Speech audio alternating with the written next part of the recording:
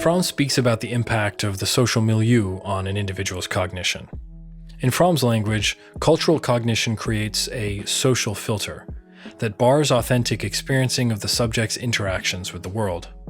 Fromm explains that we naturally have this sort of unfiltered interaction with the world when we're children, but gradually lose it as we're compelled to comport our perspectives to those of primary attachment figures, peers, and the social infrastructures into which we are absorbed over the lifespan. To get an understanding of the social filter, you might compare a child's initial experiencing of the printed paper that is the $100 bill to their later interpretation, layers of interpretation that will be gathered towards it as they grow. Social learning induces a false categorization of the world. Engagement with the world becomes engagement with the words and symbols that the child has been taught to associate with their raw experience, that is divorced from their unique perception and intuition. Fromm puts it this way, and I quote, "Most of what is in our consciousness is false consciousness, and it is essentially society that fills us up with these fictions and unreal notions. The effect of society is not only to funnel fictions into our consciousness, but also to prevent awareness of reality." End quote. The process of psychoanalysis and Zen is to attain reflexive awareness of the social filter and its accompanying defense mechanisms and affective distortions, and move to a more authentic engagement with the world. Satori. Fromm is not unlike other counterculturalists of his time. The call by the likes of Timothy Leary, Ram Dass, and Alan Watts, and others to wake up to a socially programmed way of thinking.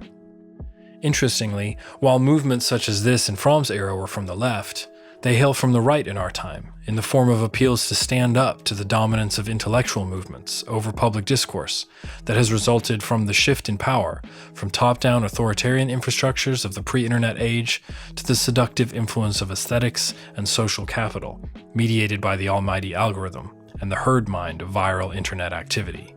Memes acting as memes in a Dawkinsian sense within the social filter. But regardless of the dynamics of power that lead to the creation of the social filter, its stickiness results from the threat of ostracism at the violation of a taboo. Fromm puts it this way, and I quote, "The individual is so afraid of the implied danger of ostracism that he does not permit himself to be aware of the forbidden impulses. Unless he is to become insane, he has to relate himself in some way to others. To be completely unrelated brings him to the frontier of insanity." End quote.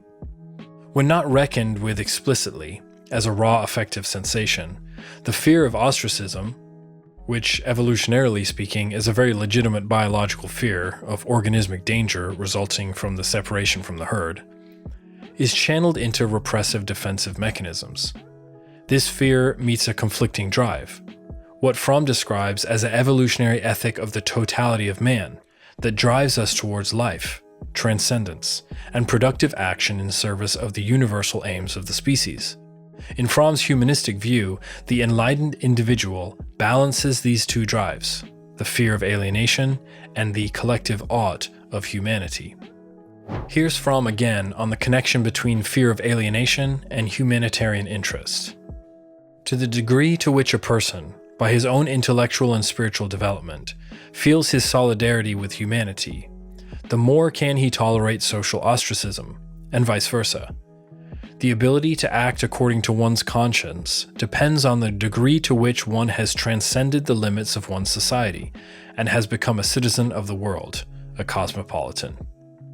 With the support of the ontologically secure practitioner, or Zen master, the client reckons with the alienation of who they are as a whole person from who they are as a social person. They gain reflexive awareness of the social filter, and remove the repressive mechanisms that distort the intuitive truth of their unique subjective experience.